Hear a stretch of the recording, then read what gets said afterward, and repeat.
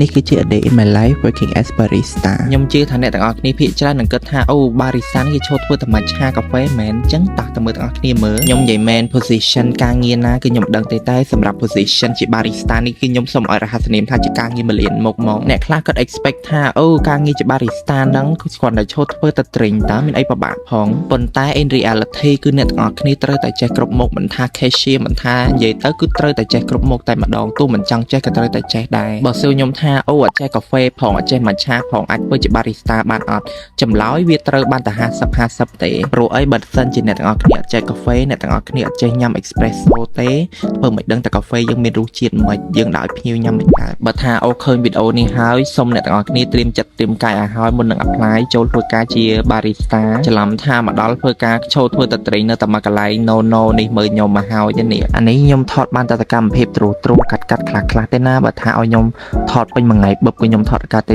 សាអី activity ខ្លះគឺហាងរបស់ខ្ញុំមាន policy អីត្រឹមត្រូវគឺខ្ញុំថតអីអត់កើតទេហើយដូចត្រេងដែលខ្ញុំកំពុងតែធ្វើហ្នឹងមានឈ្មោះថា sweet corn matcha សិនជាអ្នកទាំងអស់គ្នាបានមកលេងសៀមរាបហើយកុំភ្លេចឈៀងចូលមកលេងនៅ Marico ហោមានត្រេងមាន matcha មានអីឆ្ងាញ់ហ្មងណាជាពិសេសគឺ matcha គឺឆ្ងាញ់ហ្មង recommend ខ្លាំងជាងគេគឺ matcha sweet corn ហើយនៅនេះ matcha មានច្រើនជម្រើសឲ្យអ្នកទាំងអស់គ្នាជ្រើសរើសមិនថាអ្នកទាំងអស់គ្នាចង់បានរសជាតិបែបណាទេគឺមានតាមតម្រូវការរបស់អ្នកទាំងអស់គ្នាចង់បានបើទៅដល់គោវិញគឺមានច្រើនប្រភេទហ្មងមានតាំងពី cashew milk almond milk soy milk Marico blend សំខាន់គឺទៅដល់គោគឺធ្វើខ្លួនឯងអត់បាននាំចូលពីខាងណាទេ Marico នេះមិនមែនមានតែ matcha អីទេអ្នកទាំងអស់គ្នាយើងមានតាំងពី homemade pastry homemade gelato ជាពិសេសនេះ brownie នេះគឺលក់ដាច់ខ្លាំងជាងគេហ្មងខ្ញុំ recommend មួយ gelato នៅនេះមានរសជាតិច្រើនបើអ្នកទាំងអស់គ្នាដឹងតើគោសាកមួយណារសជាតិឆ្ងាញ់ទេអាចសាករសជាតិ pistachio បានហើយនៅមានរសជាតិឆ្ងាញ់ជាច្រើនតិចឥឡូវតែនិយាយបានមើលម៉ោងដល់ម៉ោងបាយថ្ងៃបាទហើយខ្ញុំបានកំងបាយឆាម្រះព្រៅសាច់គោជាមួយ matcha cloud drop